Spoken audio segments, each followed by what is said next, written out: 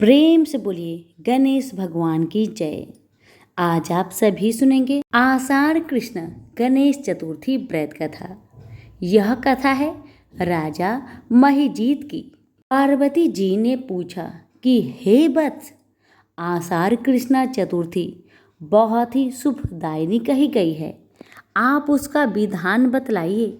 इस मास के गणेश जी का क्या नाम है और उनकी पूजा किस प्रकार करनी चाहिए।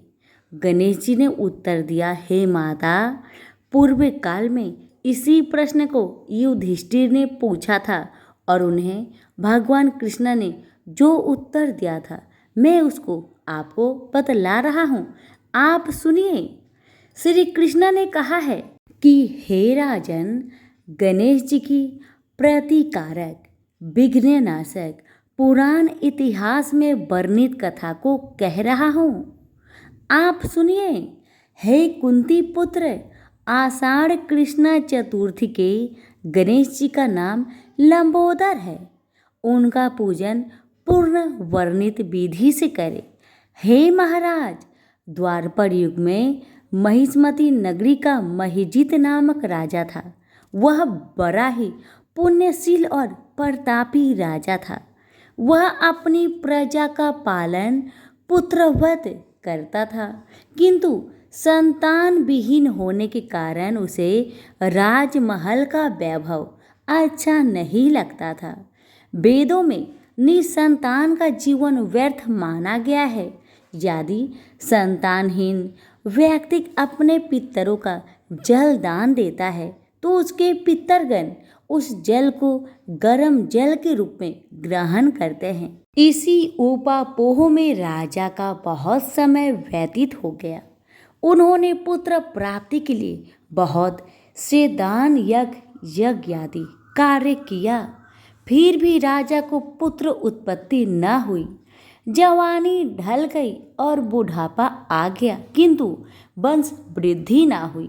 तदंतर राजा ने विद्वान ब्राह्मण और प्रजाजनों से इस संदर्भ में परामर्श किया। राजा ने कहा कि हे ब्राह्मणों तथा प्रजाजनों, हम तो संतानहीन हो गए, अब मेरी क्या गति होगी। मैंने जीवन में तो किंचित भी पाप कर्म नहीं किया। मैंने कभी अत्याचार द्वारा धन संग्रह नहीं किया।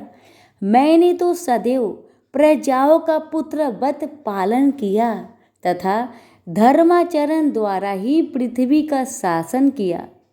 मैंने चोर डाकुओं को दंडित किया, इष्ट मित्रों के भोजन की व्यवस्था की, गौ ब्राह्मण का हित चिंतन करते हुए शिष्ट पुरुष का आदर सत्कार किया। फिर भी हे द्विज सतमो, मुझे अब तक पुत्र न होने का क्या कारण है। विद्वान ब्राह्मणों ने कहा, हे महाराज, हम लोग वैसा ही प्रयत्न करेंगे जिससे आपके वंश की वृद्धि हो। इस प्रकार कहकर सब लोग युक्ति सोचने लगे। सारी प्रजाएं राजा के मनोरथ की सिद्धि के लिए ब्राह्मणों के साथ वन में चली गई। वन में जाकर वे लोग द्रुत गति से इधर उधर परिभ्रमण करने लगे। उन लोगों को उसी समय एक श्रेष्ठ मुनि के दर्शन हुए। वे मुनिराज निराहार रहकर तपस्या में लीन थे। ब्रह्मा जी के समान वे आत्मजीत, क्रोधजीत तथा सनातन पुरुष थे। संपूर्ण वेद विशारद, दीर्घ आयु, अनंत एवं अनेक ब्रह्म ज्ञान संपन्न वे महात्मा थे। उनका निर्मल नाम लोमस ऋषि था। प्रत्येक कल्पांत में उनके एक एक रोम पतित होते थे, इसलिए उनका नाम लोमस ऋषि पड़ गया।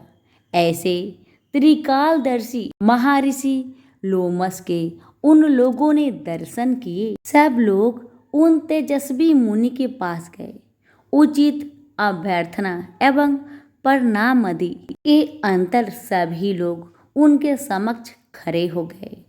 मुनि के दर्शन से सभी लोग प्रसन्न होकर परस्पर कहने लगे कि हम लोगों को सौभाग्य से ही ऐसे मुनि के दर्शन हुए हैं। इनके उपदेश से हम सभी का मंगल होगा।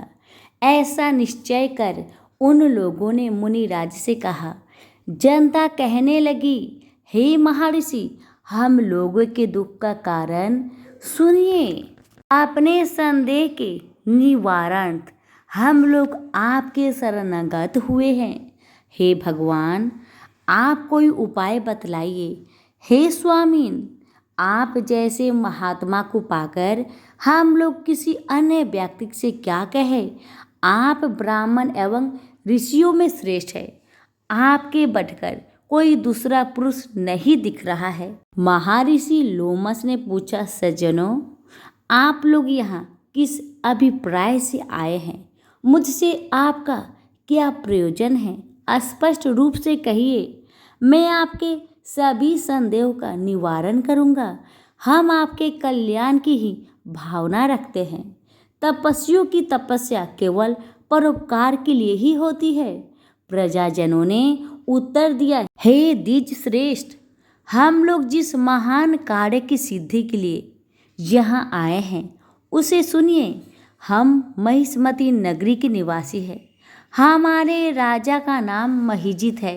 वह राजा ब्राह्मणों का रक्षक, धर्मात्मा, दानवीर, शूरवीर एवं मधुरभाषी है। उस राजा ने हम लोगों का पालन पोषण किया है, परंतु ऐसे राजा को आज तक संतान की प्राप्ति नहीं हुई। हे भगवान, माता पिता तो केवल जन्मदाता ही होते हैं, किंतु राजा ही वास्तव में पोषक एवं संवर्धक होता है। उसी राजा के निमित्त हम लोग ऐसे गहन वन में आए हैं। हे महर्षि, आप कोई ऐसी युक्ति बतलाइए जिससे राजा को संतान की प्राप्ति हो, क्योंकि ऐसे गुणवान राजा को कोई पुत्र ना हो, यह बड़े दुर्भाग्य की बात है। हम लोग परस्पर विचार विमर्श करके इस गंभीर वन में आए हैं। उनके सौभाग्य से ही यहाँ हम लोगों ने आपका दर्शन पाया है। हे मुनिवर, किस व्रत, दान, पूजन आदि कर्म का अनुष्ठान करने से राजा को पुत्र होगा, आप कृपा करके हम सभी को बतलाए। प्रजाओं की बात सुनकर महर्षि ध्यान मग्न हो राजा के उपकार के लिए कहने लगे। महर्षि लोमस ने कहा, हे ब्राह्मणों, आप लोग ध्यान पूर्वक सुनो। मैं संकट नाशक व्रत को बतला रहा हूँ। यह व्रत निसंतान को संतानदायक एवं निर्धनों को धन दाता है। आषाढ़ कृष्ण चतुर्थी को एकदंत गजानन नामक गणेश की पूजा करें। पूर्वोक्त विधि से राजा व्रत करके श्रद्धायुक्त हो ब्राह्मण भोजन कराए और उन्हें वस्त्र दान करे। गणेश जी की कृपा से उन्हें अवश्य ही पुत्र उपलब्धि होगी। महर्षि लोमस की यह बात सुनकर सभी लोग करवध होकर उठ खड़े हुए। नतमस्तक होकर दंडवत प्रणाम करके सभी लोग नगर लौट गए। वन में घटित सभी घटनाओं को प्रजाजनों ने राजा से बतलाया। पुरजनों की बात सुनकर सम्मानकारी विमल बुद्धिधारी राजा बहुत ही प्रसन्न हुए और उन्होंने श्रद्धा भक्ति से विधिवत गणेश चतुर्थी का व्रत करके ब्राह्मण को भोजन, वस्त्र आदि का दान दिया। रानी सुध छीना के गर्भधान संस्कार के अंतराल श्री गणेश जी की कृपा से राजा को सुंदर और सुलक्षण पुत्र प्राप्त हुआ। राजा ने संपूर्ण नगर वासियों को संतुष्ट करके पुत्र उत्सव मनाया। राजा महिजित ने ब्राह्मणों को धन देकर तृप्त किया। श्री कृष्ण जी कहते हैं कि हे राजन, इस व्रत का ऐसा ही प्रभाव है। जो व्यक्ति इस व्रत को श्रद्धाविंत होकर करेंगे वो समस्त सांसारिक सुख के अधिकारी होंगे। श्री कृष्ण जी ने कहा कि हे महाराज, आप भी इस व्रत को विधि पूर्वक कीजिए। श्री गणेश जी की कृपा से आपकी सभी मनोकामनाएं पूर्ण होगी। आपके संपूर्ण शत्रुओं विनाश होगा और आप अचल राज्य के अधिकारी बनेंगे।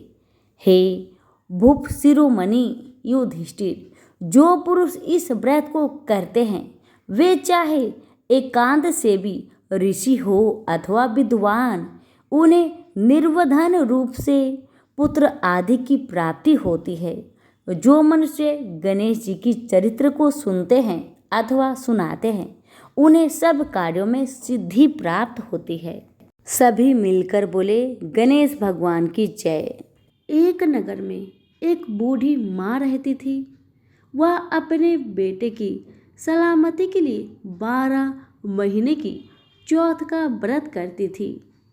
हर चौथ को पंसारी से थोड़ा सा गुड़ और घी लाकर 4 लड्डू बनाती, एक बेटे को देती, एक से पूजा करती, एक हाथ कार के लिए निकालती और एक चांद उगने पर खुद खा लेती थी। एक बार उसका बेटा ताई से मिलने गया। ताई ने बैसाखी चौथ का व्रत रखा था। ताई से पूछा, माँ तू 12 चौथ करती है? ताई बोली, तेरी माँ तेरी कमाई से तरमाल खाने के लिए 12 चौथ करती है। तू परदेश जाए तो वह एक भी चौथ नहीं करेगी। लड़के को लगा ताई सच कह रही है। घर आकर माँ से कहा, मैं परदेश जा रहा हूँ, यहाँ तू मेरी कमाई खाने पीने में ही उड़ा देती है। माँ ने समझाकर रोकना चाहा पर बेटा नहीं माना। माँ ने उसे साथ ले जाने के लिए चौथ माता के आंखें दिए और कहा, मुसीबत में ये आंखें तेरी मदद करेगी। वह आंखें लेकर रवाना हो गया। घूमते हुए एक नगर में पहुंचा। उसने देखा एक बूढ़ी माँ रोती जा रही थी और पुआ बनाते जा रही थी। उसने कारण पूछा तो बूढ़ी माँ ने कहा, बेटा इस नगर की पहाड़ी पर एक दैत्य रहता है। पहले वह नगर में आकर कई लोगों को खाने के लिए मार देता था। अब राजा हर घर से एक आदमी दैत्य के पास भेजता है और आज मेरे बेटे की बारी है, इसलिए रो रही हूँ और उसी के लिए पुआ बना रही हूँ। वह बोला, तू पुए मुझे खिला दे, तेरे बेटे की जगह मैं चला जाता हूँ। बूढ़ी माँ ने खीर पुए उसे खिला दिए। खा पीकर वह सो गया। रात को राजा के सैनिक आए तो बूढ़ी माँ ने उसे भेज दिया। दैत्य के सामने पहुंचने पर उसने चौथ माता की आंखें दैत्य की तरफ फेंक कर कहा, हे चौथ माता, यदि मेरी माँ मेरी सलामती के लिए व्रत करती है तो दैत्य का सिर कटकर गिर जाए। तुरंत दैत्य का सिर कट गया। लड़का वापस आ गया। राजा ने उसे उपहार देकर विदा किया।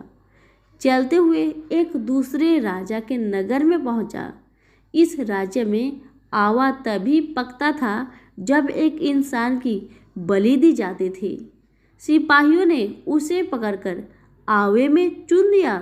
लड़के ने आंखें आवे में डाले और कहा, हे चौथ माता, यदि मेरी माँ मेरे लिए व्रत करती है तो आवा मेरी बलि लिए बिना ही झट से पक जाए।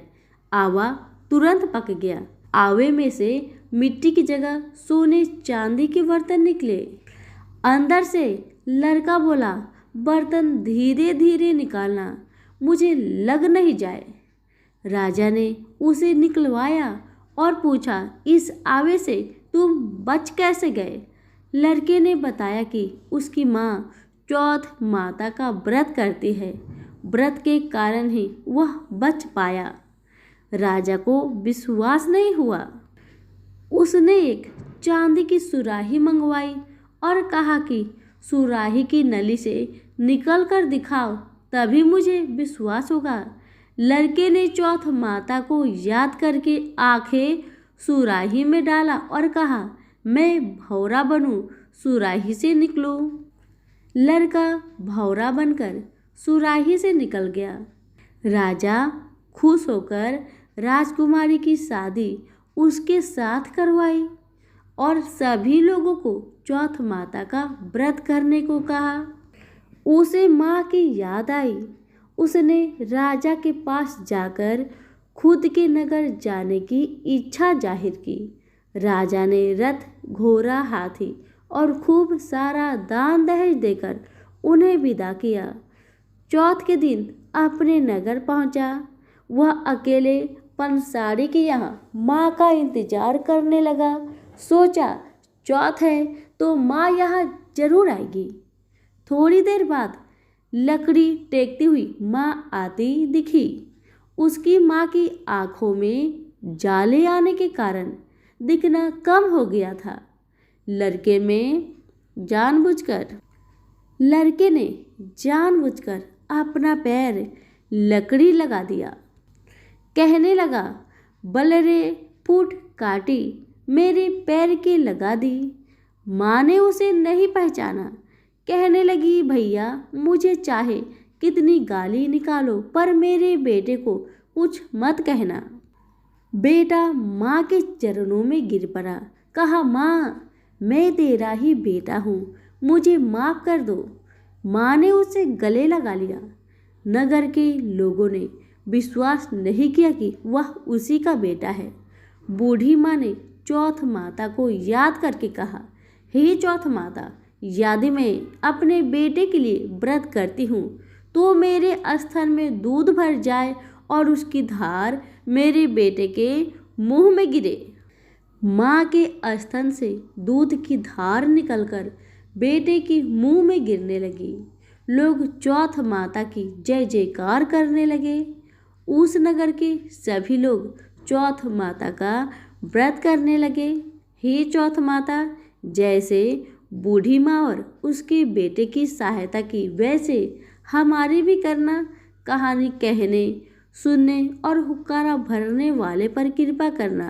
तो सभी प्रेम से बोले, चौथ माता की जय हो। कथा पसंद आने पर लाइक, शेयर, कमेंट जरूर करें। धन्यवाद।